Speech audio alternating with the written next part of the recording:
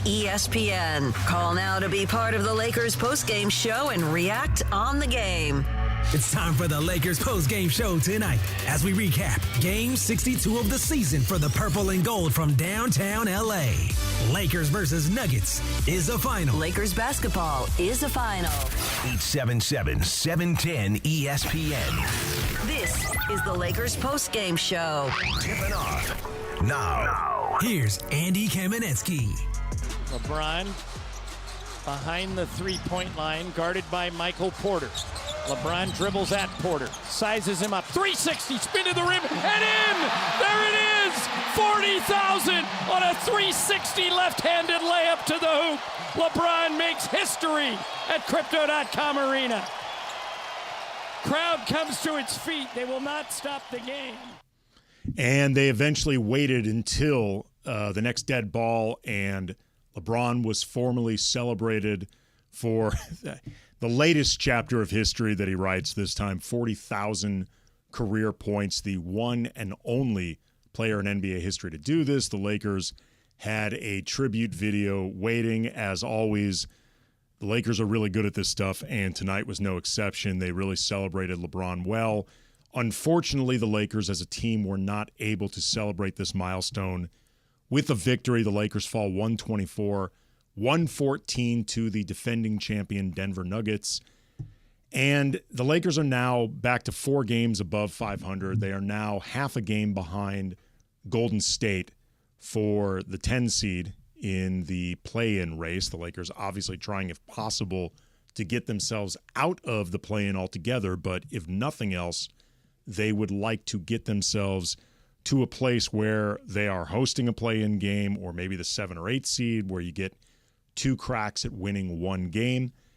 And look, I don't want to sound like a Laker apologist or somebody who is bringing up moral victories, because there are no such thing.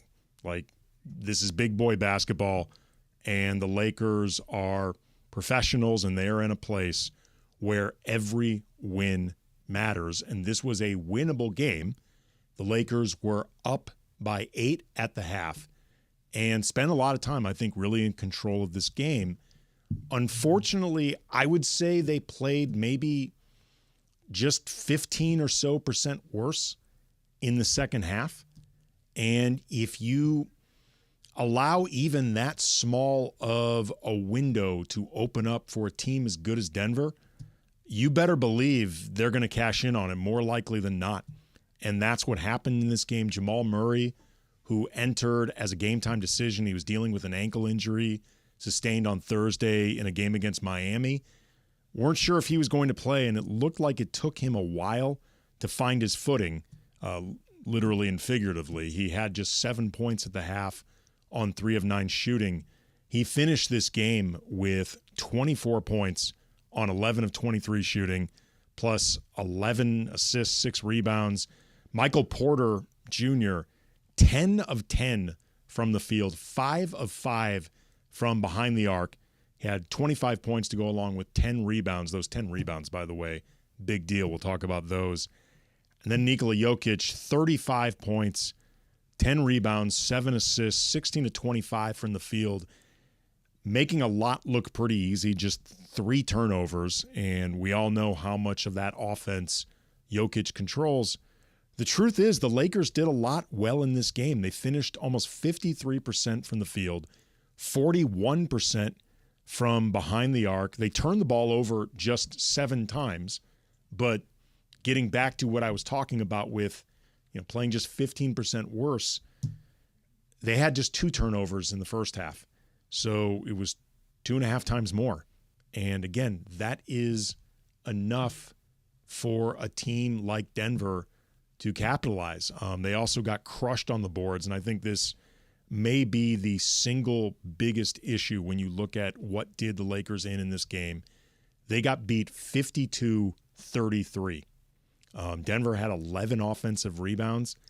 You cannot allow a team like Denver extra opportunities. Like, even taking into account Denver didn't necessarily crush it on second chance points. They got 12.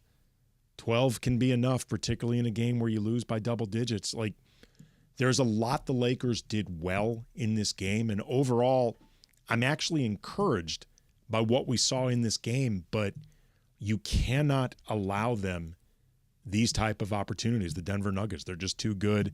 The Los Angeles County Department of Mental Health wants to remind everyone there is free emotional support service, referrals, and crisis counseling available 24/7 at 1-800-854-7771 or at dmh.lacounty.gov. 877-710-ESPN if you want to weigh in. Again, 877-710-ESPN. You can also hit me up on Twitter at Cam Brothers. I'm going to be monitoring it. Let's hear from Chris in the Bay Area. You're on Lakers postgame show. What's up, Chris? Oh, man, how's it going? How's it going, boss? You long-time Laker fan, moved up here to the Bay, man. And I'm going to tell you this. We've been seeing this happen on and on since we hired Ham. No feel of the game for a coach. No, his substitution patterns are killing us. Killing us the whole year this year. Last year, same thing. You're telling me Russell's having his best game against Denver from last year, even the third game this year, right? And he gets put back in with 2 minutes left in the fourth. Then you slash Prince's minutes. It's like, well, okay, now this is interesting, Chris, because most Laker fans, and I will admit I am in this group, have actually wanted to see Taurean Prince's minutes cut. Like, I think he's actually been playing too many on the season. So is there somebody tonight that you thought played too many minutes? Cam. Okay. Who else? Okay. Cam came back from injury. It looked like he at least gained 10 pounds. Out of shape. I cannot. I don't mean this like being coy. I cannot confirm or deny it. I literally mean it. Well, no, but I'm not. No, for real, Chris. I want to make sure people listening are clear. I'm not saying that in a wink, wink, nudge, nudge way. I genuinely did not notice anything with Cam as far as weight, but not disputing. Anyway, go. No, I get what you're saying, where you come from. But listen, you cut Prince's minutes.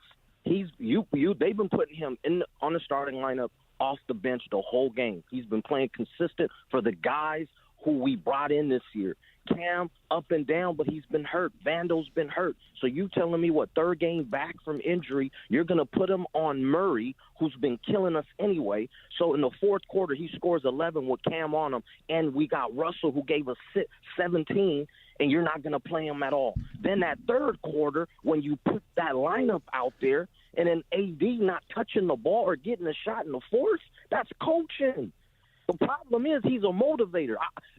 He's good to motivate a team that you don't give enough ingredients and recipes for. The Lakers, they got a good team. This is not like 3 years ago when we didn't have anything. If you look up and down our squad, we have a good team. It's the way they're being used. He's not using his players, and he's not maximizing his players. That's continuously happening. All right, I appreciate the call, Chris. Thank you very much, holding it down in the Bay Area. And spoiler alert, I'm looking right now at our call bank, and Chris is not the only one who has some issues to air out with Darvin. Like I said to Chris, it's interesting to hear somebody complain that Taurean didn't play enough, because typically the complaint is that he plays too much. I would agree. I would have liked to have seen more of D'Angelo Russell. I thought he played for the most part well in this game, and I think he's also he's having a terrific season. And I think Chris may have been getting at this, but the idea that D'Angelo Russell has these ghosts from these demons from last year in that Western Conference Finals against Denver, where he eventually got taken out of the starting lineup. He had been the guy that Denver openly talked about attacking. And this is something that I was actually talking about this during the game with Alan Sliwa, who he was hanging out for some of it during the first half. And I was saying, like, from his media day availability onward, it's felt to me like D'Lo took that benching and his failure in that series very personally in ways that have really made him want to be better. And this year he's having a terrific season. And when you also take into account that Spencer Dinwiddie is still having, I think, some difficulties finding his rhythm with the team. Played 20 minutes in this game. That's on the high end of what I would want from Dinwiddie or pictured for his role anyway. And to be clear, I liked the pickup of Dinwiddie, but I can understand wanting to see more of Russell in this game, both from the way that he played, but also, too, just the idea of it would mean a lot for D'Lo to be a part of some big moments down the stretch against this particular team. Flip side is everybody has to execute better against Denver, because if you make mistakes, they will kill you. Reading this tweet from Edwin Garcia, covers the Lakers for Silver Screen and Roll. Reeves on the frustration of playing Denver. Quote, "It's a team that really executes, and you know that going into the game. Ever since the playoffs last year, they've, for the most part, beat us in the last 3 to 4 minutes." Yeah, that is actually what did end up happening, and it's not the first time. And again, the Lakers played, I think, pretty well in this game, but it doesn't change the fact that you got to execute extra well down the stretch against a team like Denver, because if they see holes, they will pick them apart. Take one more quick call before we go to a break. Manny, who is perhaps in the car on the way back from the game. You're on Lakers Postgame Show. What's up, man? Yeah, man. Hey, what's up, man? Yeah, we just literally leaving, my son and I, are on the freeway. Yeah, man, it was a great game, but some of these decisions by Darvin, Spencer, I love, like you said, I love the pickup, but D'Angelo, the starting five, they built this lead, right? Like, they had a rhythm going. Why are you waiting so late in the fourth quarter to go back to that and bring them back? Why? Like, D'Angelo had a great game. He's on the bench. Why are you messing up his rhythm? He's a rhythm player. You know he is. Yeah, and I appreciate the call there, Manny. Hope you enjoyed the game otherwise. Like, a game like this for D'Lo, I think both in the way he was playing and just the context and, like, the backstory of it all, I think it would have been good to have him back in the game earlier, especially when you're starting to see Denver is getting that momentum in the second half and things are starting to move their way. You want to have your best players on the floor, and D'Lo is easily one of the best players on the Lakers. And I understand maybe if I have not heard Darvin's explanations on any of this if he's been asked, but the natural explanation might be concerns about D'Lo defensively, or Murray looking to isolate against him or whatever. But at the same time, you need to be able to score if that happens, and D'Lo puts you in a better position to score. More coming up on the Lakers' 124-114 loss to the Denver Nuggets. We will hear from Darvin Ham coming up next. This is the Lakers postgame show on 710 ESPN.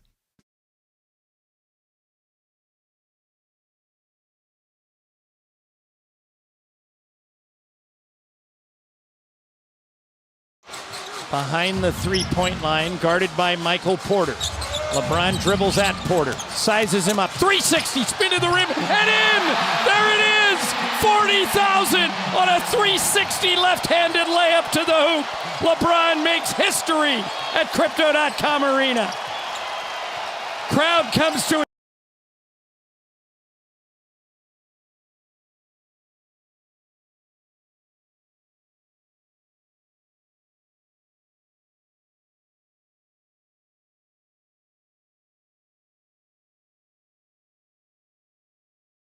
All right, Parker. What's up, Greg? Spring training. All right, Parker. Little Otani and Dodger Blue. Yeah, why are you looking at the camera? I don't know. Let's start over. All right, Parker. Dodger spring training. That's right, Greg. Otani and Dodger Blue. Yeah, Yamamoto's here. Pretty excited about that one. Tons of new faces. I mean, Kike's back. Yes, it's great. Maybe we should talk about it on the ESPN LA YouTube channel. I like that idea. What do you say, 9:30, 9:55? Right, leading right into Travis and Sliwa. Get a couple guests. Maybe Marcus Grant, Travis Rogers, perhaps? Yep, just have a bunch of people come in. Maybe Clinton Yates will even find his way in. Oh, you always want to have the handsome man president right there. Absolutely. All right, well, I think we should do that. We'll do it every day, Monday through Friday, 9:30 to 9:55 on the ESPN LA YouTube channel. Thanks to LAX.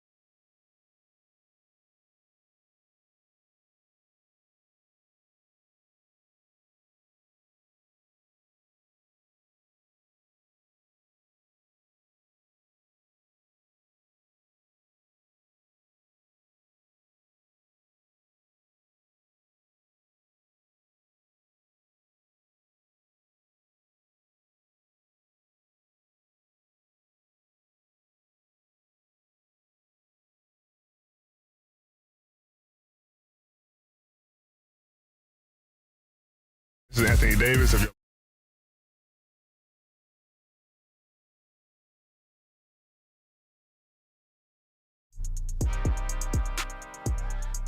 Jokic backing in Hachimura. Jokic turns, shoots. Oh, come on. Yeah, I know. That's ridiculous. It's good defense by Rui. It doesn't matter. Yeah, I don't know if you can stop this team with reverse pivot move by Jokic, and he throws it in. Lakers might just have to outscore him. Yep. And it was a tough assignment for Rui Hachimura. He was, if not the primary defender on Jokic, certainly one of the central defenders. And I thought he often played credibly, and it didn't matter. Nikola Jokic, 35 points, 10 rebounds, 7 assists, 16 of 25 from the field, and typically making it look very, very easy. That is why he is the player of the game, driven by your Southern California Toyota dealers. We make it easy. The Lakers fall 124-114 to the Denver Nuggets, the defending champions, in a game that, for the most part, I actually think the Lakers played pretty well. And if you're looking at this globally for the rest of what the Lakers are trying to do for this season over the next 22 games, if they play like they did tonight, I actually think they're going to win more often than they lose, even coming up Monday against OKC, who they've beaten twice this year. Like the Lakers, if they play like this on a regular basis, I think they're going to find success, but unfortunately, this was a game the Lakers could have won. They were up 8 at the half, and even if losing to Denver doesn't feel inexplicable because they are arguably the best team in the league, and Nikola Jokic is borderline, if not definitively matchup proof, it's still a game they could have won, and it's going to sting, and in particular, being out-executed by this team again in the final minutes, that will sting. Darvin Ham spoke afterwards about this loss, and here's what he had to say. Darvin, some similarities to the February game and even going back to last year, but tonight specifically down the stretch, what were you seeing with that typical Denver execution?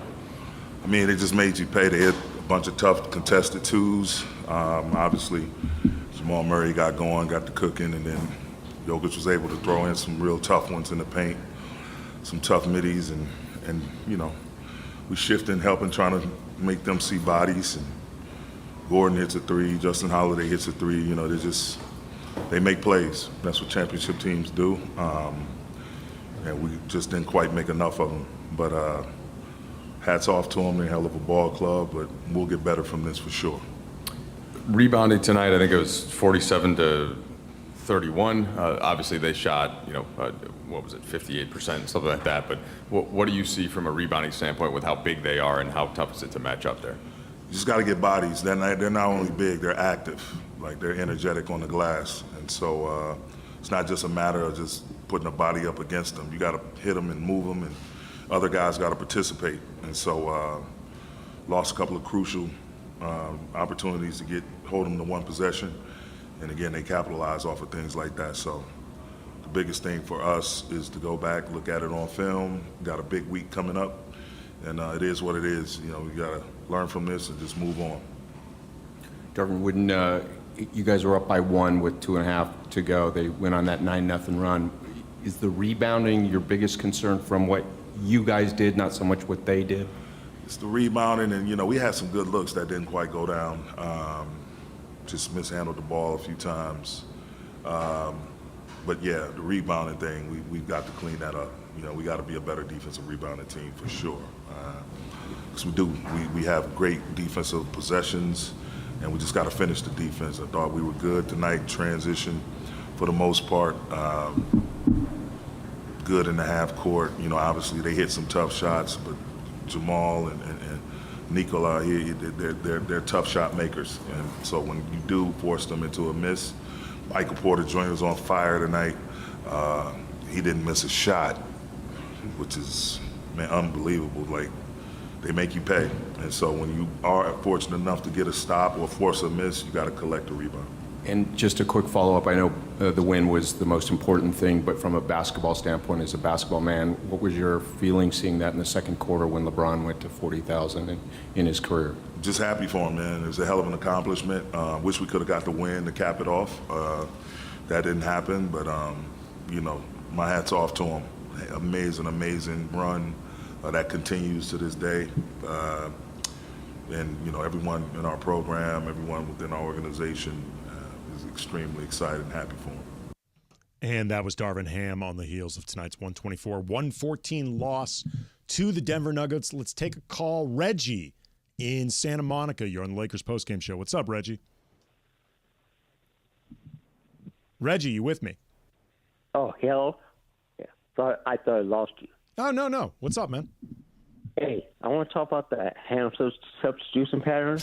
In the fourth quarter, I was watching the game. In the fourth quarter, I noticed he had D'Lo, Austin Reeves, and Rui Hachimura out the game for a while.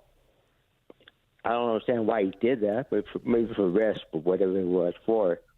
And he brought Rui and Reeves back in, but he sort of D'Lo out. And D'Lo's the primary ball handler, and he had to see out most of the fourth quarter. I don't understand that. Yeah, I appreciate the call there, Reggie.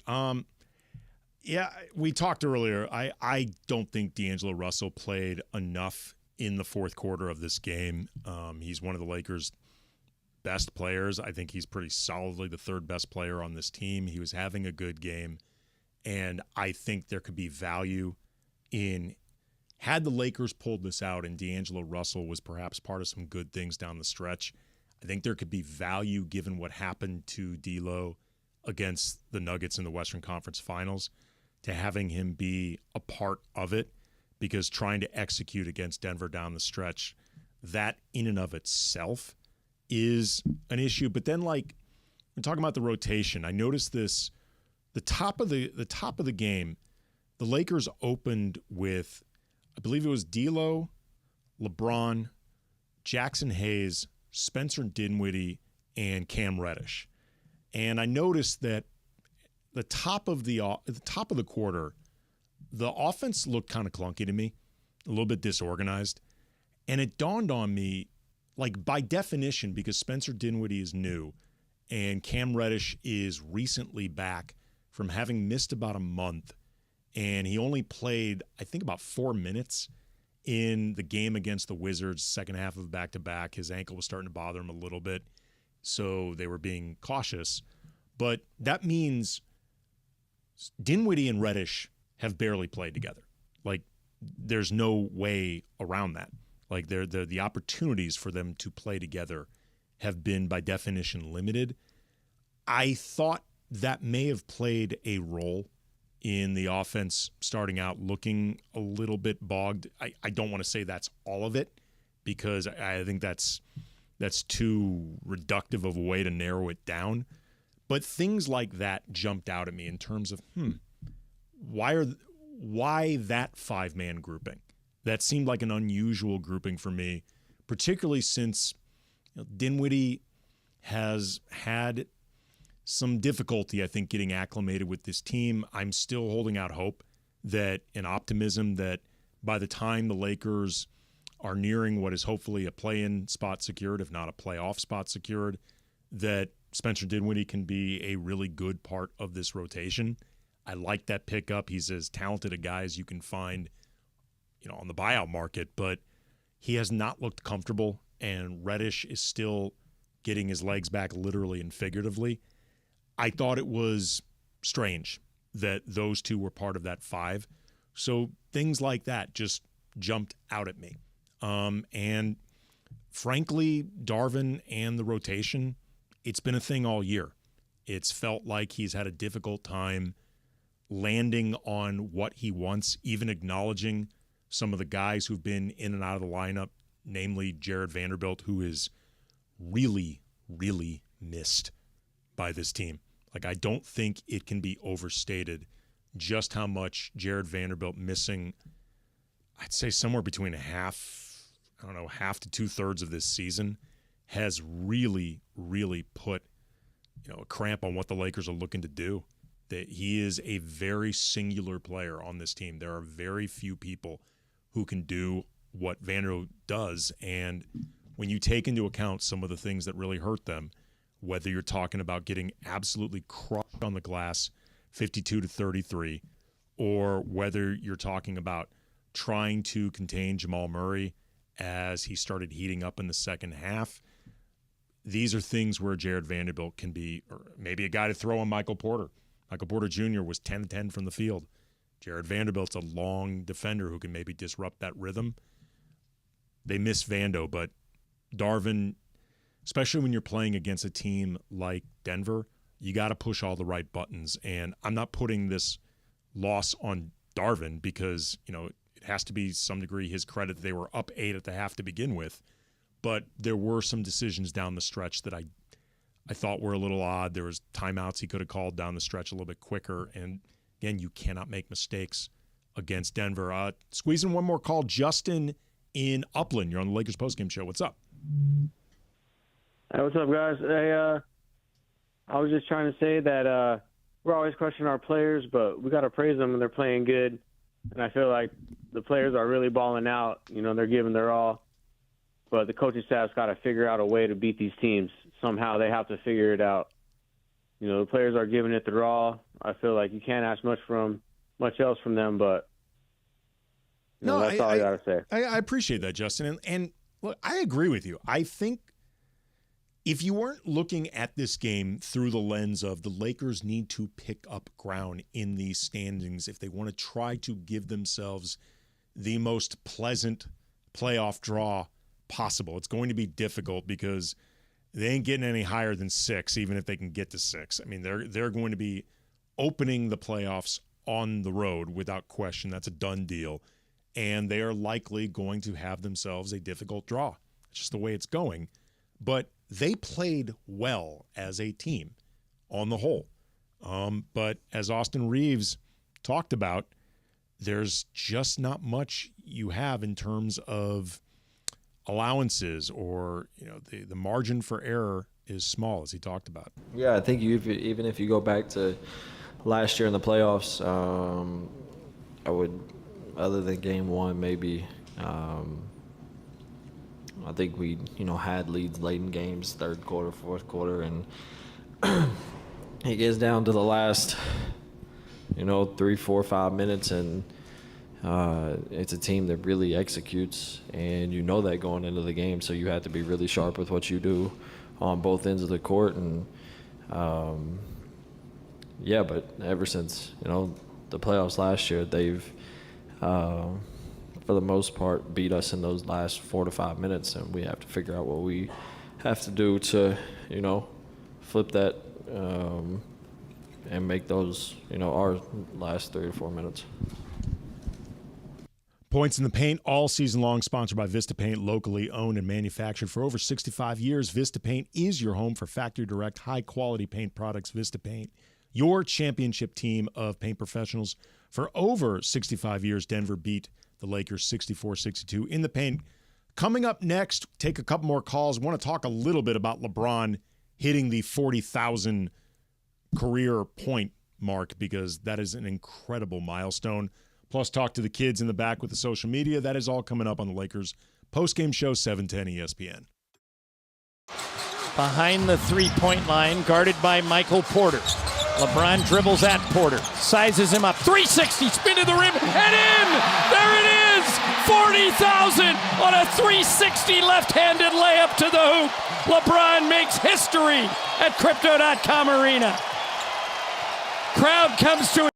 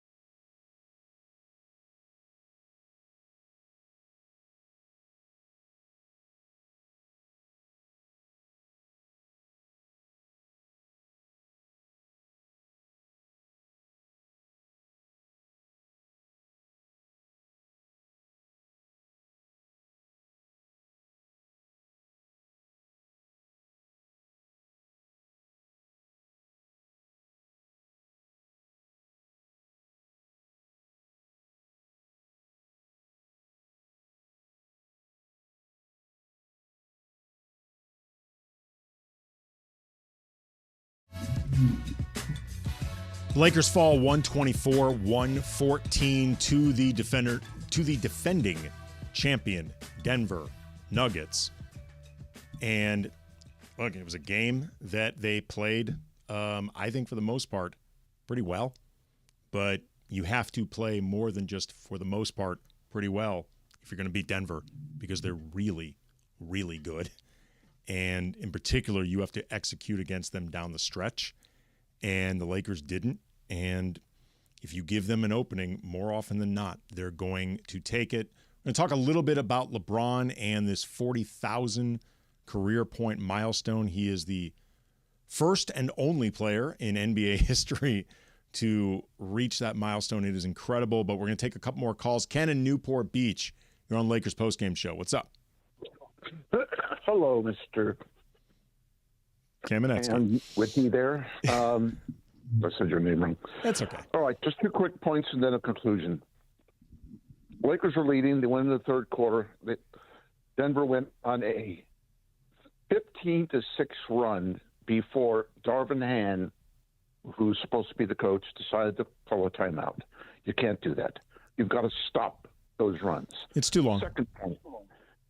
Dinwiddie, Prince, and Reddish played 41 minutes and scored 8 points. You have to understand that your bench stinks. So we're gonna take a couple calls, and then we're gonna go to LeBron for a couple minutes. He's gonna talk about LeBron for a second after the LeBron, and then we're gonna go to you guys. Here, and I've been a 50-year Laker fan because Darvin Ham, who was an assistant coach for 11 years for a reason, is the worst coach they've had in at least 15 years.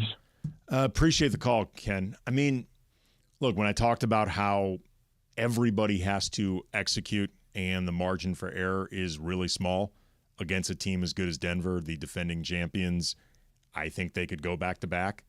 That includes Darvin. Like, I'm not talking about just the players needing to execute. Darvin has to make the right decisions as well. You know, letting a run go on that long, yeah, I mean, that's on the ledger as well. There was precious little bench scoring in this game. Dinwiddie had 3 points on 1 of 4 shooting. Taurean Prince, 2 points on 1 of 6. Jackson Hayes, 4 points on 2 of 3 shooting. I mean, Jackson Hayes is only going to provide the offense that he is directly set up for. And then Cam Reddish, 1 of 3. He had a really bad turnover in the fourth quarter that he was going for a layup, driving either 1-on-2 or 1-on-3. And he ended up either having the shot blocked or turning the ball over. I don't remember, but either way, the Lakers lost possession. And moments like that, you know, they all add up. Even if in the moment it seems more frustrating because it was a bad decision by Reddish than necessarily like, ooh, that's going to be the thing that comes back to bite him. All these things when you're playing a team like Denver can come back to bite you. Solomon in Lake Balboa, you're on the Lakers postgame show. What's up, Solomon? Hey, Andy, I'm good, thank you. I noticed you saved Ken and me. Well, you know what? I want to let some new folks chime in before we bring in the OGs. You know. There you. Hey, thanks. I like that. I'm going to go in a little different direction, only because I've been meaning to say this since the Phoenix game. I think know about tonight, though, that did show its ugly head, and you are so right that Bando so much. The perimeter defense was just Solomon, I hate and to say it, but you're cutting out. I'm having a difficult time. Oh, okay, wait. Is this better? I'm moving. Is that any better? Yeah, we'll try it a little bit longer. Hello? Yep. Okay, I'm sorry. Is this any better now? Yeah. Hello? Okay, Solomon, we got to let you go. Sorry about that, man. Jeez, for being an OG, you would thought. I mean, look, Solomon's been doing this a long time. I'm going to go out on a limb and say it's the phone company. Okay, well. Solomon has been making phone calls for damn near decades. Yeah. So, you know what? Half my life, probably. Yes, here. Solomon has been making calls since before, like, the kids in the back were born. Yeah. So I'm going to say it's not Solomon. I'm going to say it's the phone company. LeBron, you know, obviously the win is what matters most, and I'm sure LeBron would have preferred to have this new milestone take place in a win.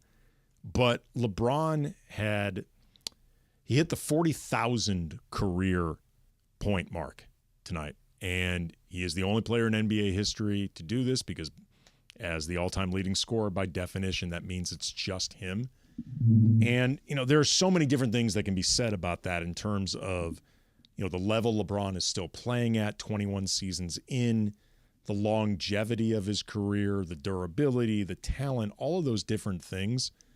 But what jumps out at me most before we actually hear a little bit from LeBron is the all-time leading scorer in NBA history. He's now sitting on 40,000 and counting.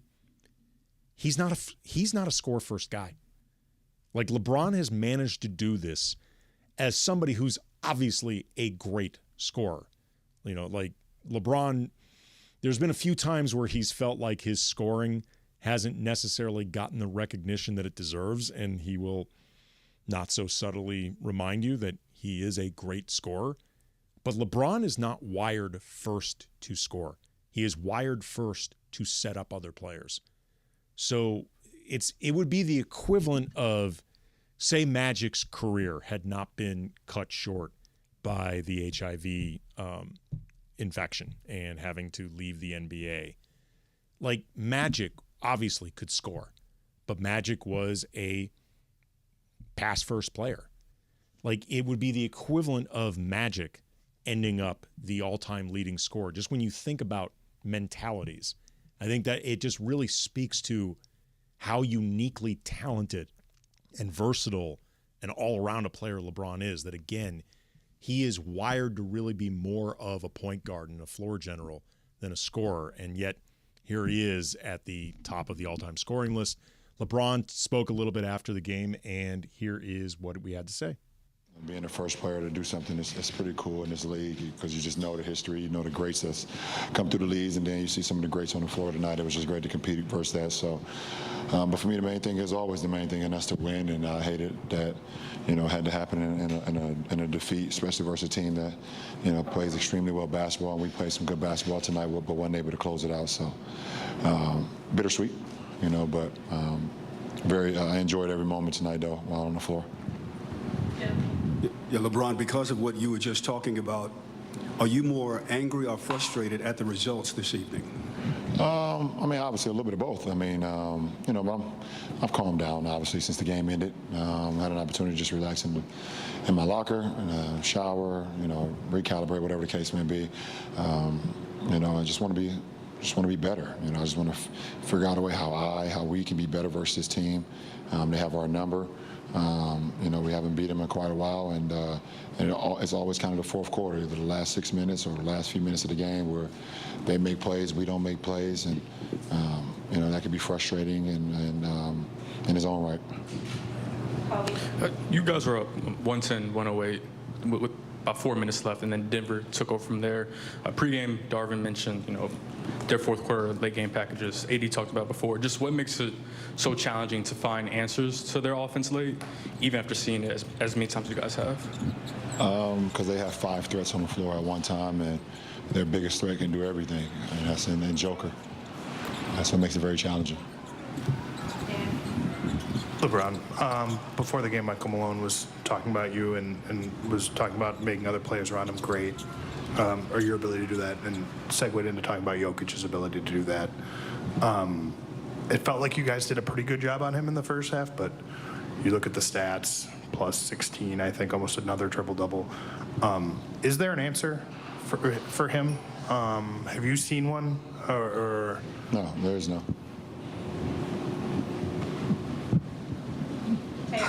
I guess how many other guys in the league are there that are unanswerable in that way? Joel, Joker,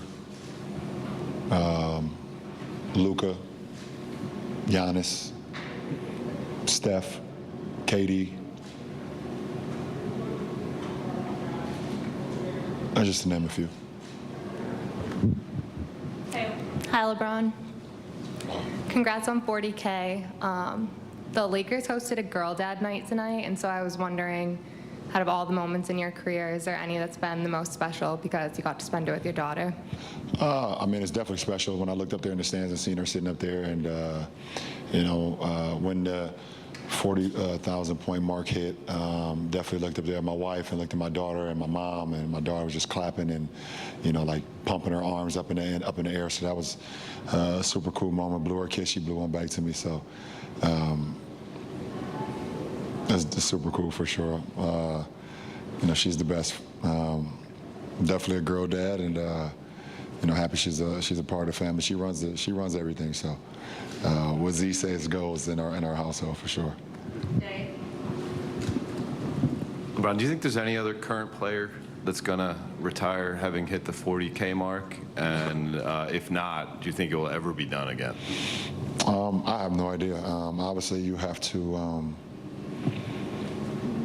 play the game quite a while and have some good luck as far as injuries and things of that nature. You have to take care of your body. You have to be present on the floor, and then you have to be productive as well.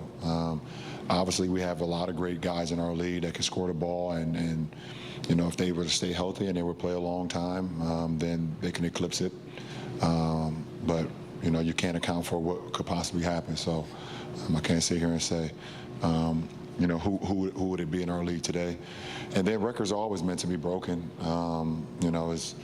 You can never say never of any record. At one point we said that Big O's triple-double record would never be broken, and Russ did it, and now it looks like Joker and Luka, they're doing it every night.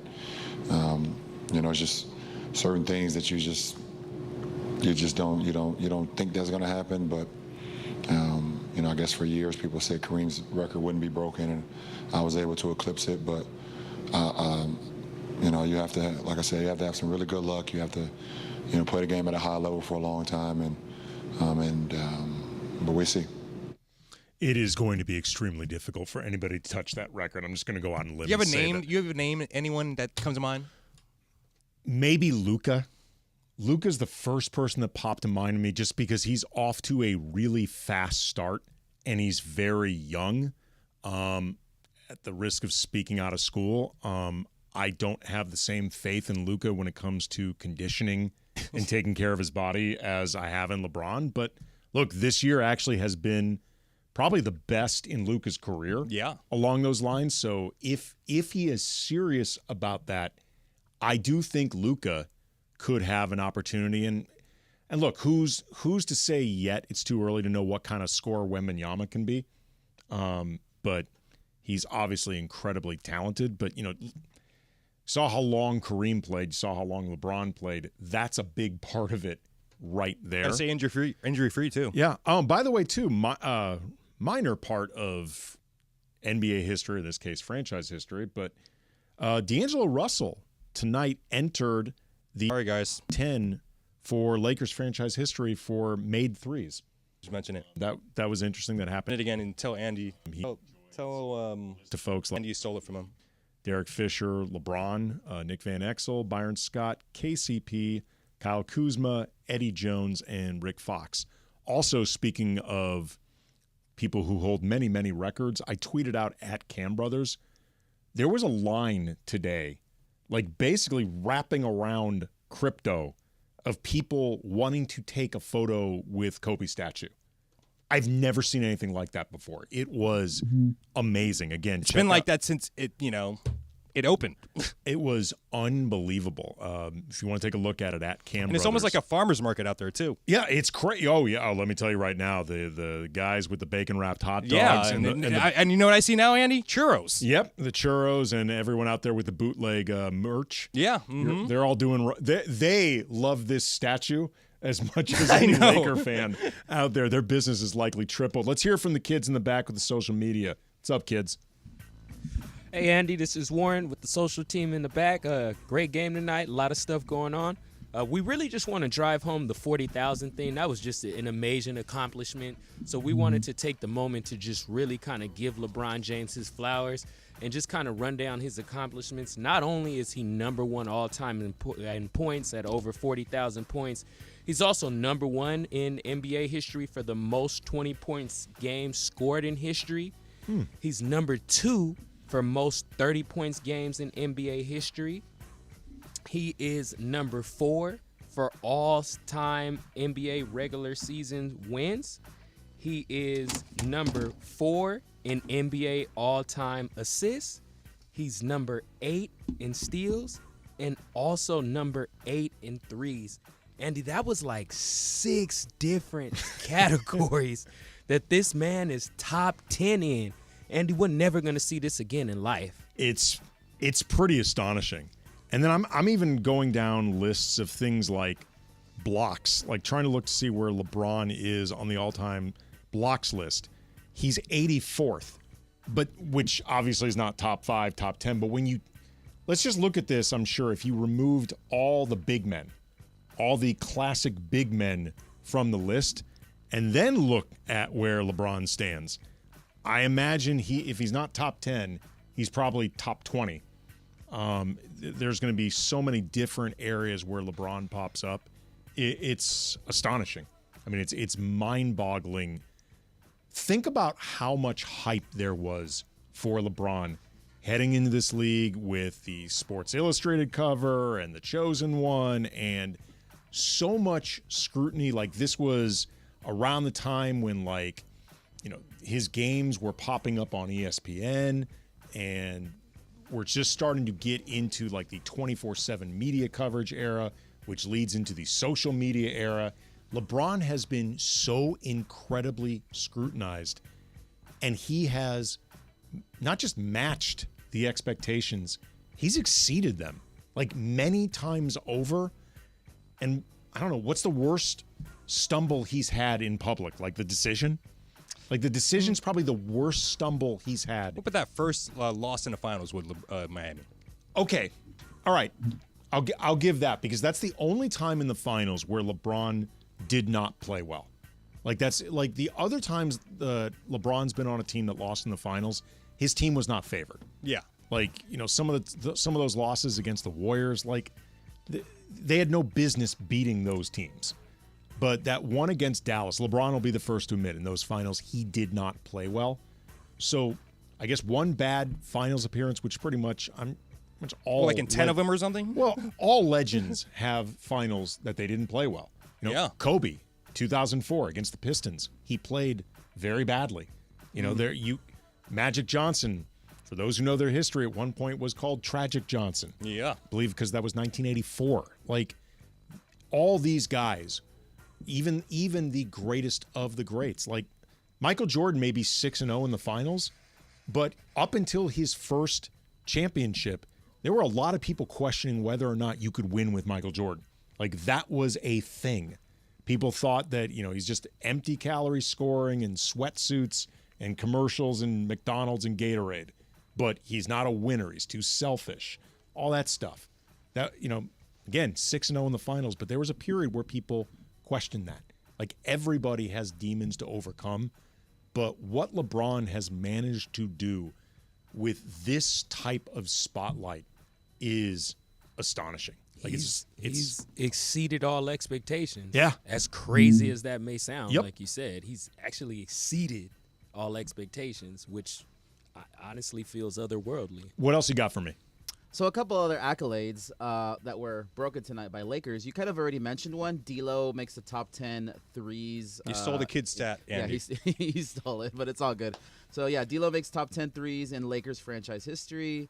Warren was all like, man, he's just been here for so little. I was like, did you forget that he was on the Lakers before he got traded or he left the team?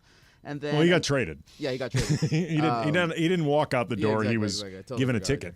okay. And then another one last one. Reeves had a career high 13 assists. Another good one. Well, all 5 starters, I thought, played pretty well in this game. Played so I mean, good.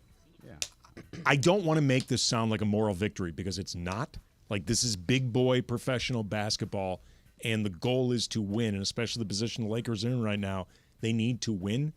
But if the Lakers play the rest of their 22 games like they did tonight, I think they're going to win more often than they lose. Like, this was, all in all, a good showing, if not a good result for the Lakers. Appreciate y'all, the kids in the back. Appreciate everybody calling in.